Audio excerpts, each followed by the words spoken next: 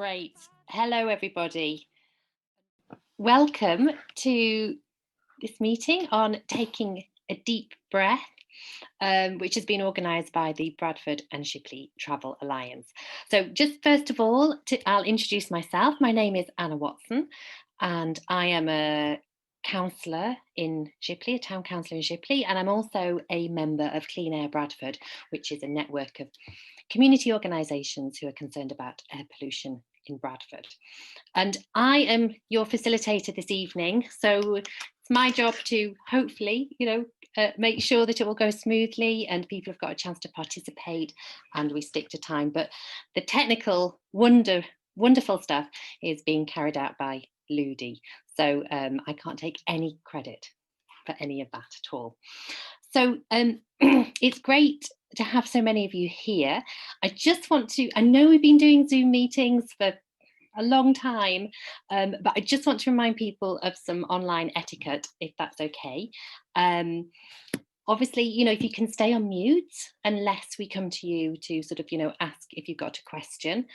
Now, there's various ways to ask questions, and we want to make sure that, people are comfortable. Some people don't like to speak in front of others, so it's absolutely fine to go to the chat and type in a question in the chat box.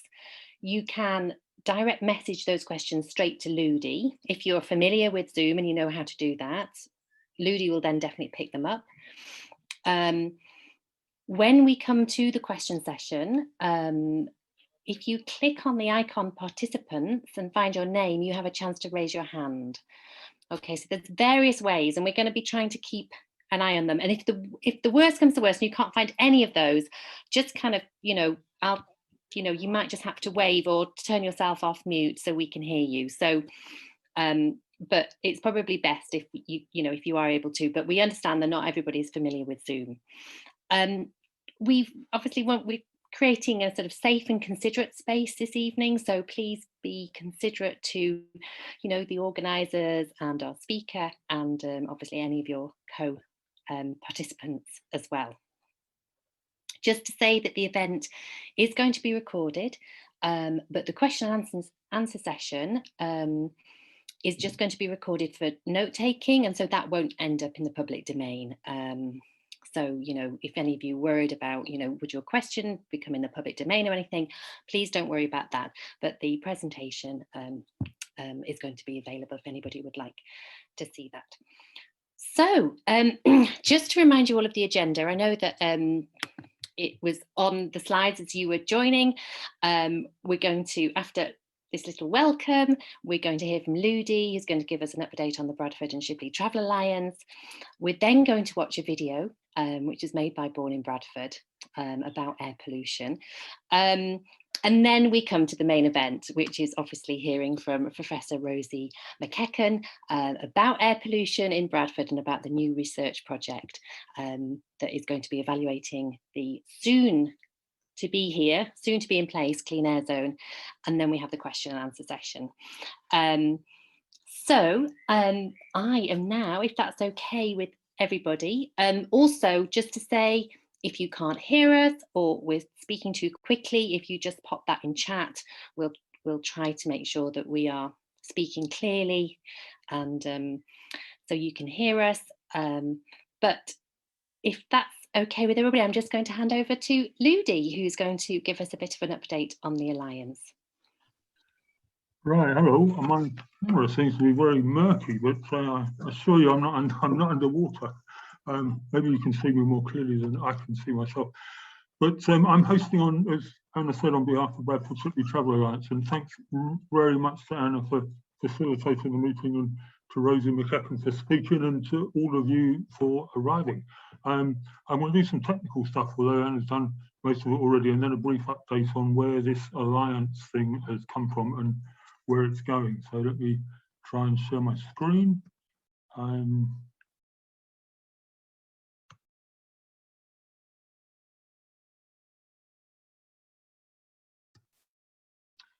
There we go. Oh, yeah. So first of all, the technical stuff actually Anna has done. Questions to me, you can use email or you can do a private through chat to me.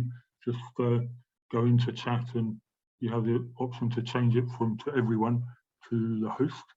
And as Anna said at the end with questions, you can raise your hand by reactions. At the moment, I think yes, we have just gone onto 2 screens, so that actually is helpful to be able to do that. We're all muted for sound quality. I find chat very distracting, but do use it for information and relevant links that you want to put up. And something will go wrong, that's for sure. And I'll do my best to keep us on track. So what is this alliance? It's in response to the planned extension of dual carriageway road along the valley between Bradford and Shipley. And its aim is, as it was originally planned, to increase traffic capacity. There are a lot of other cleaner things that Bradford Council are doing, and parts of this same road scheme will restore a beck and install new cycle lanes in other areas, and they're all very welcome. But our concerns with this scheme are the impact of increased traffic on health, since the end of the road scheme, incidentally, at a school is already a bottleneck, which this scheme will simply put more pressure on. Harmful emissions are already above the legal limit in this area, which is precisely why the clean air zone in Bradford is due to start next year, is the focus of this meeting. 10 years ago, the road scheme's aim was agreed to increase traffic capacity as a way of encouraging economic development. And that remains the published aim of the road scheme. But that aim belongs really in a past era before we understood the emergency of climate change and the impact of traffic emissions on both climate and health. And West Yorkshire Combined Authorities research says very clearly that even with a switch to electric vehicles, a very substantial reduction of car traffic between 21% and 38%, depending on what else is done, is needed to achieve its aim of net zero carbon by 2038. So it's a big decrease in car traffic, not an increase. Our aim as the Alliance is to engage with all the avenues of council consultation and to make it as collaborative as possible, with community interests, health and climate to the fore. This traffic scheme could have core aims to encourage active travel and public transport, to provide housing with alternatives to using a car for every trip, and to reduce traffic rather than to increase it. And after all, reducing traffic is also the best way to reduce congestion. So some of this is clearly not just resolvable all locally, and requires some government initiatives to encourage rather braver local steps and a commitment to stop rolling out nationally funded schemes that increase pollution. And I guess the name of the game we need to see involves planning and regulation, which does mean a change from the status quo, which rather tends to give free rein to investment and resist regulation. But those sort of bigger and national issues are not insurmountable, and in fact, in my view, raising those big issues affecting this local scheme means we can ally ourselves with others affected by the same rather submissive attitude to development and investment. So the scheme is outlined here, and the timetable is that we have about 6 months before the final consultation early next year in 2022. The Travel Alliance has a strategy meeting in a month's time with the National Transport Action Network Director, Chris Todd, to which you are all welcome. And there'll be more on that in the next newsletter, which you'll all get, and you'll be free to continue to subscribe to or not as you wish. Right, so Rosie's brief isn't about the scheme or about the Travel Alliance. So I've said what there is to say about that. And I'm very pleased that she's here to help us understand more about the harm of emissions and the work of evaluating the clean air zone, which I hope we can help to make effective. Now, back to Anna and the video.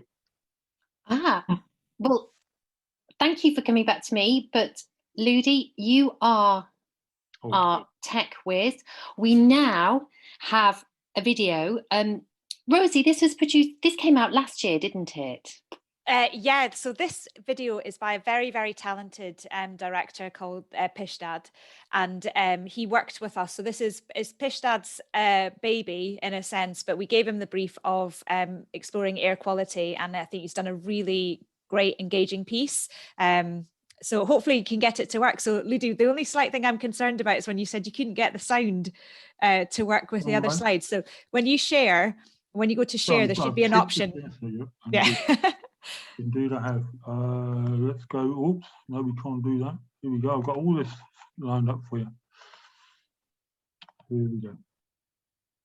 Great. Can you hear the sound? We can, yes. You walk outside, and you can't see pollution as such. It's not like a fire where it gives off smoke. It only sort of hits home, but when you have kids and they're born with illnesses. It worries me as a parent how factors which I kind of feel are out with my control may be impacting on my children. The evidence about the harm of air pollution is growing year by year. It seems to be something that is toxic to every organ in our body. There's very clear links between air pollution and lung disease, heart disease, dementia, also to things like diabetes, even obesity. There seems to be a link. It's even more important to spread this knowledge and understanding to all families in Bradford, so that we all feel empowered to be able to improve the health of our families. Air pollution has been a big issue for a number of years. Even recently there was a report saying that approximately 64,000 people prematurely die every year in the UK because of poor air quality. It's one of the biggest public health problems that we have in the UK. 100 years ago in Bradford, in the other northern cities, we would see the air pollution. You could see the black smoke coming from the chimneys.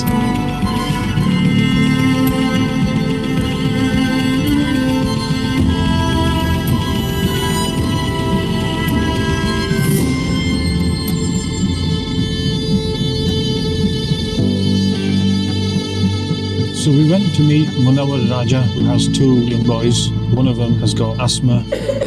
Hello, little man. What are you eating? Cheese strings. I like eating. Oh, you're eating cheese strings. Do you like cheese strings? Yeah. And what is your favourite toy? A car. Car. And what is your favourite toy, Hazik? Car. What comes out of cars? Cars. Yeah. Like most young boys and young men, I loved cars. And as soon as I qualified as a junior doctor, started buying cars and doing them up, loved them. Being part of Born in Bradford and the research that we're doing on air pollution about 7 years ago, we showed this very powerful effect of air pollution and harm to the unborn baby. We measured the levels of air pollution round addresses where pregnant mums were living, and what we found was very, very clear links between the quality of the air and head circumference of babies and birth weight of babies. Those are very key factors for living a healthy life. And it was a wake-up call for me about how harmful this invisible toxic exposure is to human beings and to children in particular. Hazik was premature by a couple of weeks. He was small, he was 4 pounds 6 ounces. But then when he was 2, they diagnosed him with asthma. He starts wheezing, so if he gets a little cough or a cold, you'll be able to hear it. Childhood is a really vulnerable period. We've been able to show that this is damaging their lives in the long term. 25% of childhood asthma in this city can be attributed to air pollution, and from car air pollution in particular. In terms of the future, obviously it's not something that that we can predict, but you'd like to think it'll live a normal life. A lot of children's exposure to pollution comes during the commute to school. We are aware of parents leaving cars idle whilst bringing children into school, in particular in the mornings during the rush hour. Sometimes you feel as though you can be powerless about it because everybody keeps driving around still. It's sad, but it also inspires me to help the children that live here to try and make changes that are going to improve their quality of life. I really hope people can start noticing it more. People understand the importance of it, but it's about how we make it as easy as possible. If it's easier to travel actively to work than drive to work, if you're stuck in traffic jams and there's no parking spaces and you're being charged money, which you should be, for polluting the air, then people will think of alternatives. And I think as health professionals, we need to do the same. We need to be early adopters. And I sold my car. If you start cycling, you encourage other people to do the same. Start encouraging, normalizing active travel. Everybody who's been involved in the research recognizes that change happens at a small scale level at a local level. You find that most people born in Bradford tend to walk or run or cycle into work now. We need to change people's behaviour, and the easiest way to do that is through education, but also research, and then informing the community through the work of the children what they can do to improve the air quality in our area. One of the things that we want to do is we want to improve levels of air quality in Bradford. And the reason is because, air quality, when you breathe it in, all that stuff that comes out of exhaust pipes and chimneys, it does some damage to humans. Come closer. We were using air quality monitoring kit, indoor and outdoor. They could visually see what this kit was showing in terms of air quality. That's carbon dioxide. Yeah, so that's carbon dioxide. So what do you think of the carbon dioxide levels at the moment? Quite high. They learn how to interpret the data. They walk them around their local schools, their local environments to find pollution hotspots. When we had the air quality monitor in the classroom, it inspired the children to ask me if we could get some plants in our classrooms to try and help the air quality. What do you think causes highest amount of air pollution? Cars. What are your hopes for air quality? What do you wish would happen? I wish the government, it takes all gas cars away and then gives people free electric cars. Here are the personal, local issues for us. What do we as a community, what are we going to do about it? The children are the future coming through, and it's going to be ultimately them that have to take on the pollution that we leave behind, and the children that we teach that are going to have to deal with the issues. So the more informed they are about those decisions, the more they can try and do something about it and trying to make Earth a cleaner place. I think the school should start campaigning for better air quality. Like in London they started doing it, so why don't we start it? Because we're big contributors to it. There's an element of us using our young people to try and change behaviour of adults within the city as well. We really want to inspire the next generations of researchers. I'm sure from Born in Bradford that we're going to have a massive increase in the amount of children and young people who want to look at science, technology, engineering and maths, because they can see there's some really exciting stuff that we can do with that. If we can change the way they see things, we can definitely change our future.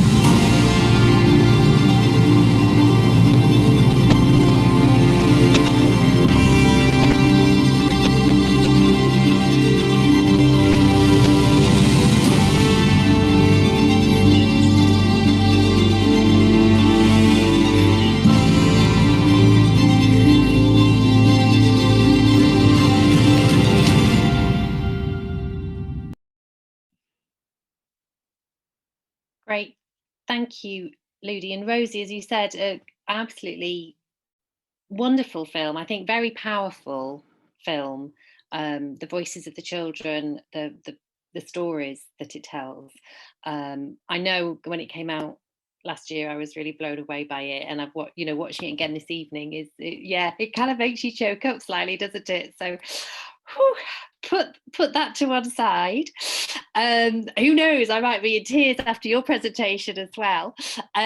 So just obviously a massive welcome to Professor Rosie McEachern, who is now, I'm just going to leave it in your hands. You're going to tell us all about Born in Bradford. You're going to tell us about the work you've been doing and the work that you've got to come as well. And then everybody, we're going to have a chance for questions to Rosie and to anybody here on the community. And if we can't answer those questions, don't worry, we'll find somebody who can, and we'll get back to you. But Rosie, please, over to you. Brilliant. Thank you very much. Now, bear with me whilst I share my screen. Let's see. And can I get a thumbs up to check whether you can see that, Anna? That looks good. Okay, so thank you so much for inviting me here today. It's a real pleasure, and I do really appreciate you taking time out of your evening to come and hear about the work that we've been doing around air quality. Just as a disclaimer before I start, I'm an applied health researcher and director of the Born in Bradford cohort. So essentially what that means is I'm a jack of all trades and master of none. I have a real passion for researching environmental determinants of health and well-being, but I'm not an air quality expert, so I'm going to do my best here. But this talk is mainly coming from a health and well-being angle, and what the Bourne and Bradford cohort are doing within the city to try and disentangle the effects of air quality on health.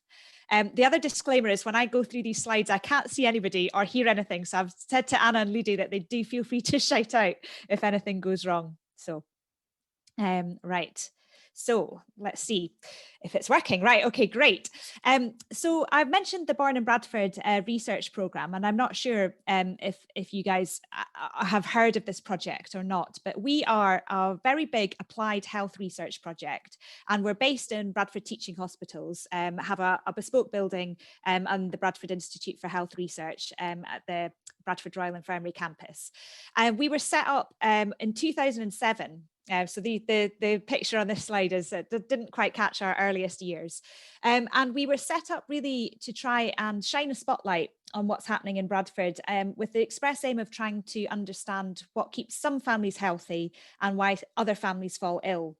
And the way we've done this is by recruiting pregnant women to a research study when they visited the Bradford Royal Infirmary for a routine appointment. And we asked permission to follow up the health and well-being of these families over time. And crucially, we also asked for families to consent to us linking routine data that's collected about families from GP records, health records, and education records. And what this does is gives us a really powerful tool for trying to understand what factors and what exposures that we sort of accumulate over our lifetime impact on health and well-being. And to give you a sort of a sense of the scale and of the people involved, we've got some lovely pictures here on the screen now. So these are twins in our research project. We recruited over 12,500 mums who had over 13,500 children, and children were born between 2007 to 2011. And so the oldest children in our cohort are, children no longer, they're young adults, they're progressing into adolescence. And so the sort of findings are updated every year. Really, we're able to sort of explore a slightly different angle within the cohort. So it's a very rewarding project to be part of. So a little bit about Bradford. Well, I don't know if you think like me. So I've lived and worked in Bradford for many years and think it is an absolutely amazing city. I love it to bits. I do think of myself as a Scottish Bradfordian now. One of the things I love about Bradford is that it is a very young city. It has one of the youngest birth rates in the UK. So lots of babies are born here every year. And it's also very multicultural and diverse. So we know that according to the last census that was published, which was done back in 2011, 2/3 of the population in Bradford identified as white British, and around 25% identified as South Asian origin, primarily from Pakistan. But as you go into younger age groups within the city, you actually find that there is much a higher birth rate for South Asian mums. So around 50% of the babies born within the city are to South Asian families. But Bradford is not without its challenges. So like most urban post-industrial cities, Bradford does have areas where families are living in quite high levels of deprivation. Now, this slide here is a map of Bradford. And what this shows us is how deprived or in poverty certain parts of Bradford are, and the darker the blue, the more deprived the area. And what this slide shows us is that actually 1/3 of families in Bradford are living in the most deprived level of deprivation compared to England and Wales. So, we are having a disproportionate number of families in Bradford who are living in very, very difficult life circumstances. And deprivation is a real issue because we know that if you look at pretty much any health indicator, we will find that deprivation is one of the key factors that influences poor health and well-being. Now, there's a double whammy issue here that many communities who live in these deprived areas face. So the map you're seeing there is a map of deprivation that's built on a number of indicators like housing and employment and general health. The maps I'm showing you now are maps of environmental aspects within the city. So we have three maps on this slide here. To the top right, you have a map of pollution levels across the city. To the bottom left, you have a map of noise. And to the bottom right, you have a map of green space. And in all of these maps, the red areas indicate more problems. So the red areas where there's pollution indicate the most highly polluted wards within the city. And you can see the overlap and crossover between these areas of deprivation is almost layer for layer. The green space map is around access to green space. So the red wards there are areas where we have less access to green space. And I think what this to me highlights is that there's a real environmental justice issue here. So our families, some of whom are living in the parts in very difficult circumstances, not only within their lives, also have to contend with environments where the odds are stacked against them in terms of health and well-being.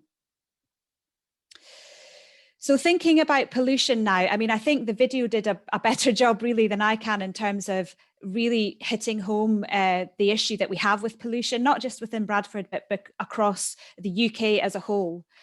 So we know that air pollution is one of the biggest causes of early death globally. In the UK, it causes up to 36,000 early deaths every year.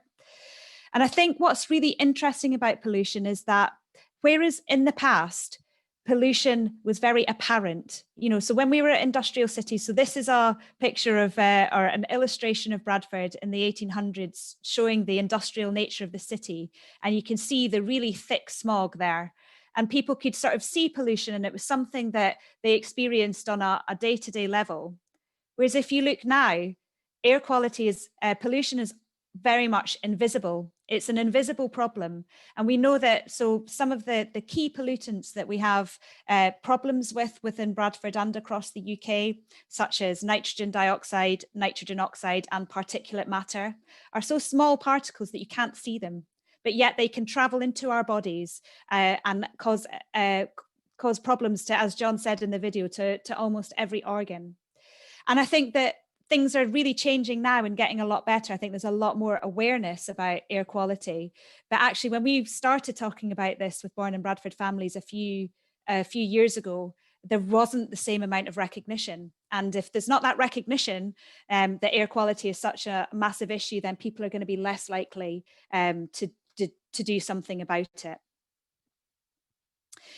So how have we looked at the influences of air quality on health in Born in Bradford?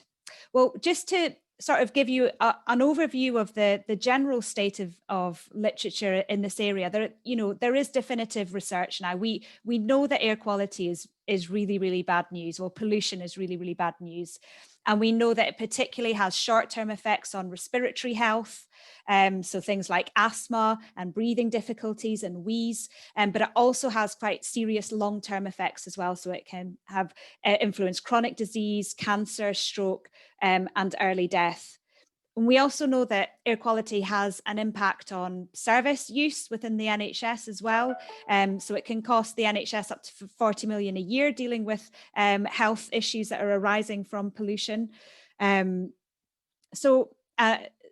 we know that attendances at hospital appointments and GPs spike after periods of poor air quality. So the work we've done in Born in Bradford is kind of resting against this bigger picture of the impact on air quality and health.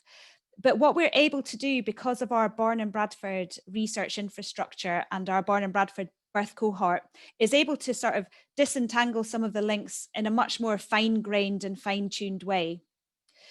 So the slide I've put up here now, it's another map of Bradford, and this is a heat map of Bradford in relation to particulate matter. So the red areas are areas where we have much higher particulate matter.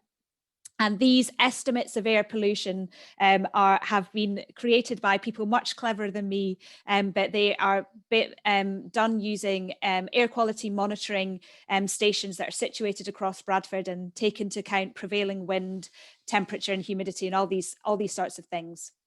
Now, the little black dots that you can see on this map are Born in Bradford families. So what we're able to look at, and there are 12,500 families here, and obviously you can't disentangle the 12,500 dots.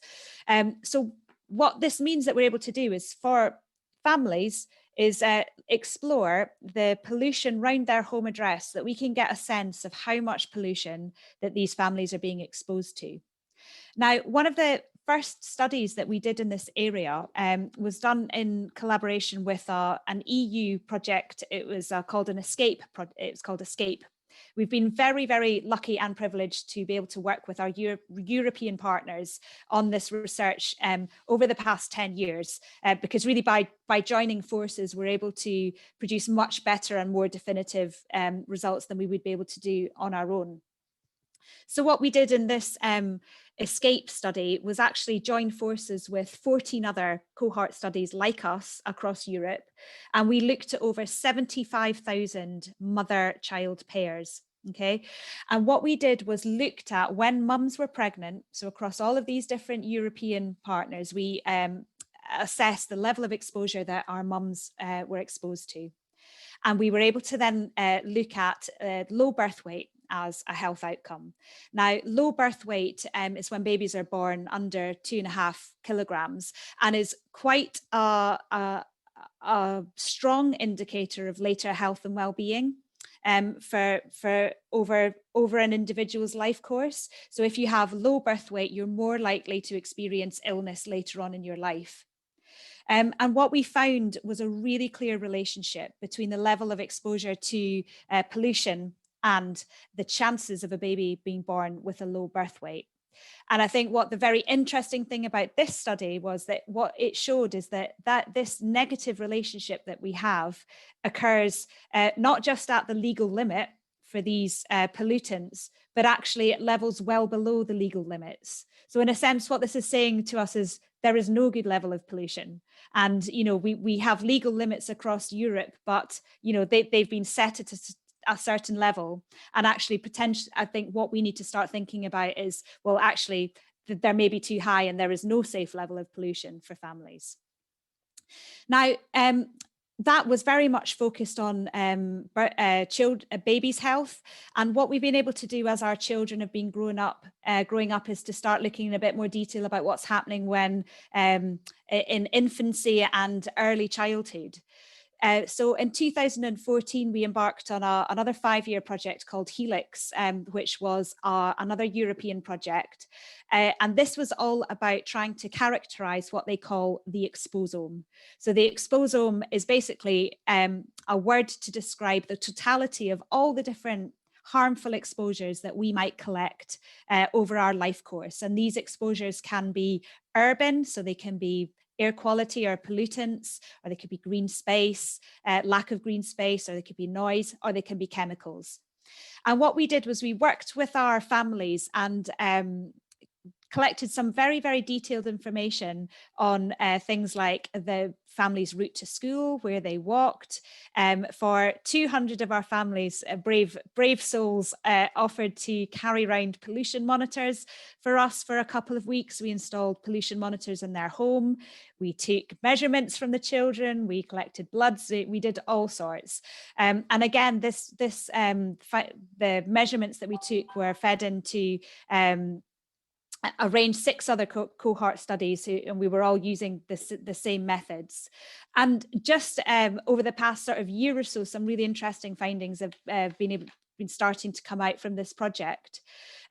So one of the things that we have been looking at is blood pressure in children. So, I mean, we looked at across Europe 4,000 children for whom we had really detailed assessments of over 96 different chemical and urban and air pollution exposures.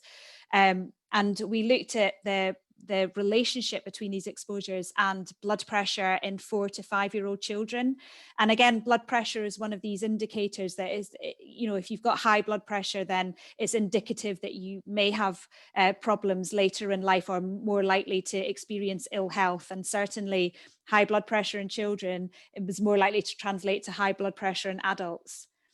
And what we found was that it was the pollutants, so it was the air pollutants that had the biggest impact on blood pressure. So specifically, you know, that particulate matter, that tiny particles that you can't even see, that are so fine that get into our airways, and nitrogen oxide and nitrogen dioxide, which are often emitted by cars and vehicles. And we showed that they had an impact on children's blood pressure, but also the environment in which children lived. So children that were living in areas with higher building density also had higher blood pressure. And this was out of, all of these 96 different exposures. Interestingly, they found that children who lived in parts of the city where it's much easier to walk, it's more connected, you can get from A to B more easily without using a car, had lower blood pressure. We also used the same study to look at obesity. So you might not automatically think air quality is going to have an impact on obesity. But we looked at 1,300 children for we had measures of their body mass index. And we found that when they were aged between, and this was done when they were aged between 6 and 11. And again, we found a clear relationship between pollutants and the chances of children being obese. But what was interesting is this was only for pollution which was found inside the home. And I think that's quite an important point. So we often talk about outdoor air quality, but actually indoor air quality can also be very poor. And can contribute to health impacts, especially for children. And the final study I just wanted to mention, because it kind of sounded almost so much like science fiction that I couldn't quite believe that we were able to do it, but it was looking at telomeres in our chromosomes and our DNA. So what we were able to do from our children, so again, this was on 1,400 children across Europe, we took blood samples when the children were 8 years old. Now, telomeres are the protective end caps of our chromosomes, and the chromosomes are what hold our DNA. And so telomeres are essentially a sign of biological aging. So the longer your telomeres are, the more protection there is for your chromosomes and your DNA, and the shorter the telomeres, the less protection there is. So ideally, we want longer telomeres. Is there a sign that we're less biologically aging? And what we found, again, same pattern of result, we found relationships between nitrogen dioxide and particulate matter that children were exposed to during childhood and shorter telomere length. So this is just to give you a flavour of some of the sort of more Bradford relevant findings that our families in Bradford have contributed to. And I think it adds to the body of literature already out there, obviously, that says, that, there's a real issue here. But before I move on to what we're planning to do about it, I just wanted to really highlight this point about environmental justice. So this is a graph here, which is essentially looking at the chances of dying early from some of the key environmental exposures that we are interested in. So we have green space here, lack of access to green space, noise, and particulate matter. And across all of those indicators, the chances of these being having a very bad impact on your health are massively increased in our families who are living in more deprived areas. Okay, so what we need to do, so I think the take-home message for me here is that if we can try to address these environmental determinants of health and well-being, actually, hopefully what we can try to do is to reduce health inequalities within our city, which I think is so vitally important in order to level up what's going on with health and well-being. So that's where we came from. That's the background and sort of all the evidence that we've accumulated over the sort of past 10 years of working in this area. And more recently, we've been working really closely with Bradford Council to try to figure out what we can do at a city level to try and improve air quality. Now, the clean air zone is something which is going to be implemented in Bradford in 2022. And essentially the premise of this, which is called the Bradford Clean Air Plan, is to try and reduce levels of pollution within the city to legal levels. Now this, and the initiative they call Breathe Better Bradford, and there's a website, if anybody's interested, you can Google Breathe Better Bradford and it will take you directly to that webpage. Now, it's worth saying that this has actually been a very, very long journey to get to this stage of actually implementing a clean air zone. And it's not been without its bumps along the road. And it's also not been without its controversies. But back in 2018, we were working with Bradford Council on a feasibility study to look at what would happen if we started to clean up the polluting vehicles within the city. In 2018, we also got our ministerial direction. So this was our direction from the UK government to say, Bradford, your levels of air pollution are illegal. And if you do not sort this out in the quickest time possible, there's going to be legal action. And this was a very sort of high profile case that was brought by Client Earth. The map you can see here with the sort of little red lines, these are parts of the road network within Bradford that have illegal levels of pollution, and the pollutant that this plan and the government direction is focused on is specifically around nitrogen dioxide. So over the sort of course of the last 3 years, the council have been working on the Bradford Clean Air Plan, and I am a board member on the Bradford Clean Air Board, so I've been able to contribute the sort of research and evidence case for what we should be doing, which has been brilliant and a really good use of trying to get the findings used and in practice. A full business case was submitted in October 2020 and was approved, with the result of the Bradford Clean Air Zone planning to be implemented in January 2022. Now, one of the things that we were very wary of when the council were developing plans and we were talking about this together was about potential unintended or unanticipated consequences for communities. So it's all very well for us sitting in a room saying, yeah, brilliant, a clean air zone, and we're going to charge cars or vehicles to come in.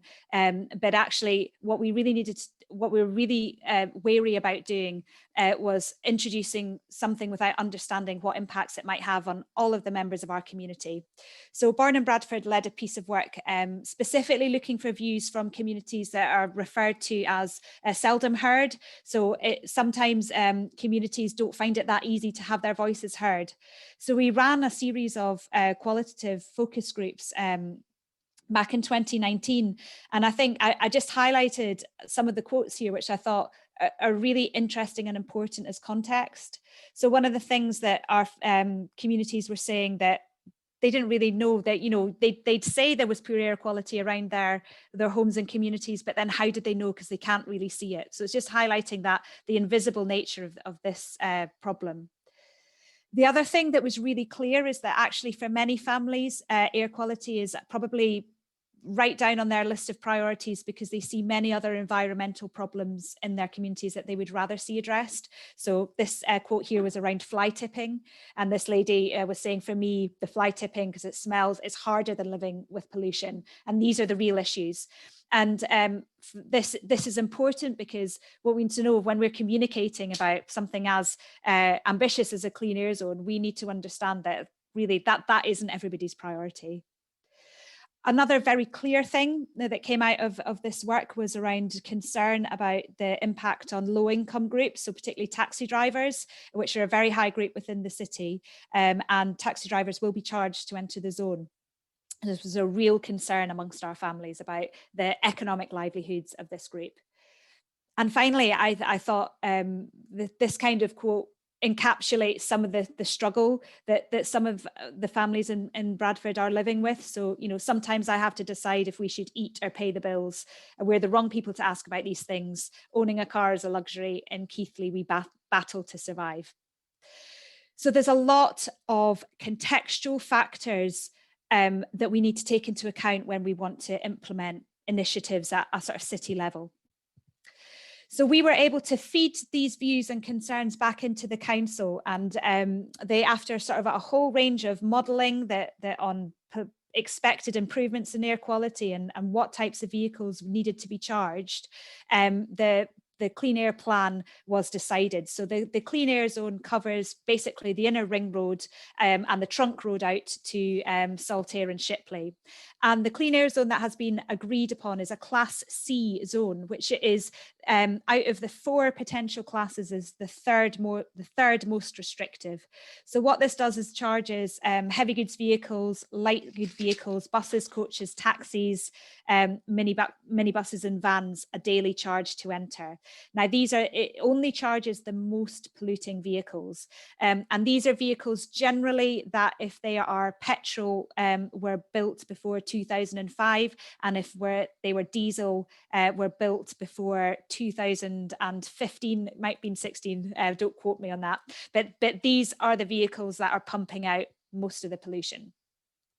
Now, there are other elements to the Bradford Clean Air Plan as well. So they have included money for retrofitting of buses. They have included very generous grants for taxi drivers and small businesses to try and meet the costs of upgrading.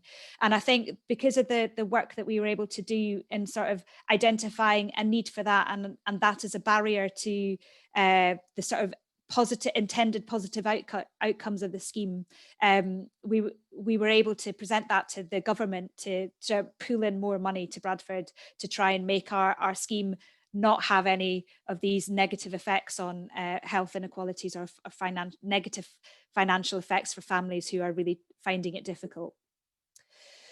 And this is a map just showing the sort of predicted improvement and where the predicted improvements are going to lie as a result of the clean air zone. So it's a bit fuzzy, but the darker green areas are the areas where we're going to have most improvement in nitrogen dioxide.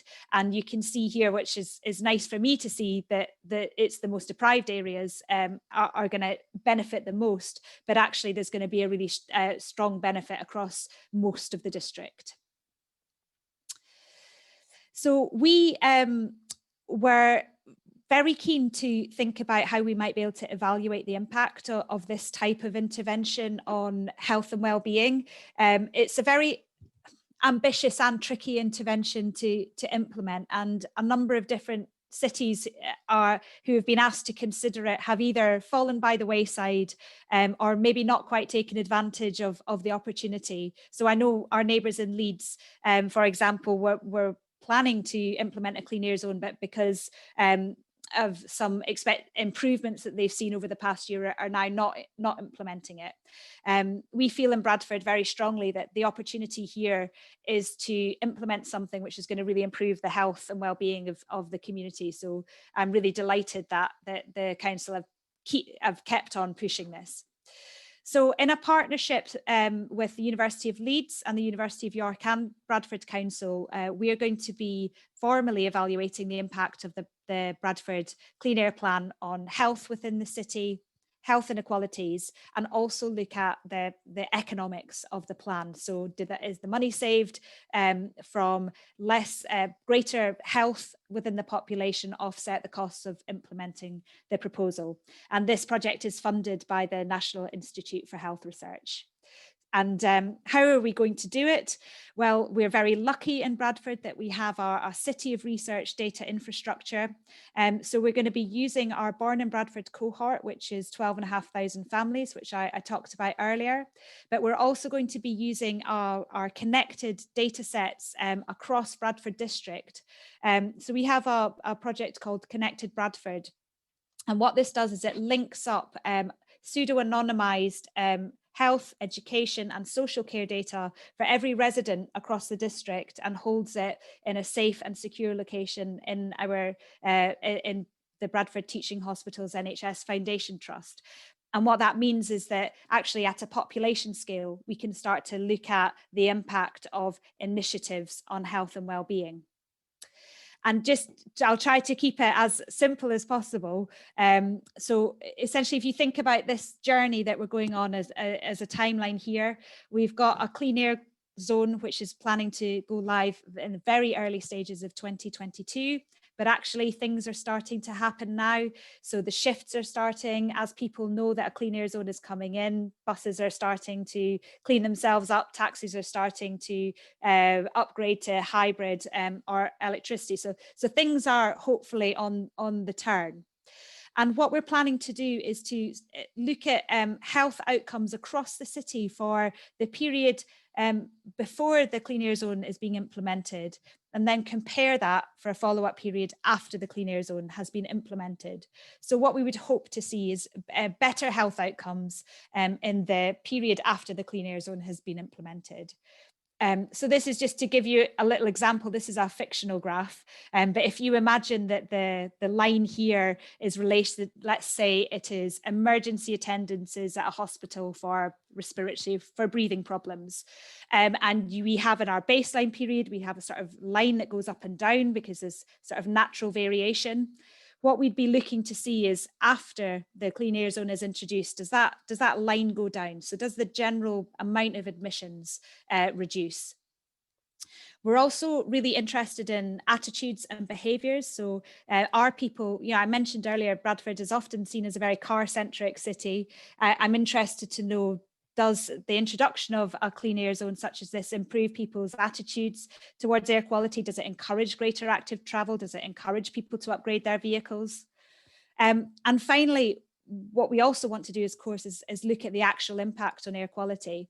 And this is one of the bits of the project that I'm most excited about. And I'm really disappointed that COVID got in the way of our plans for the last academic year.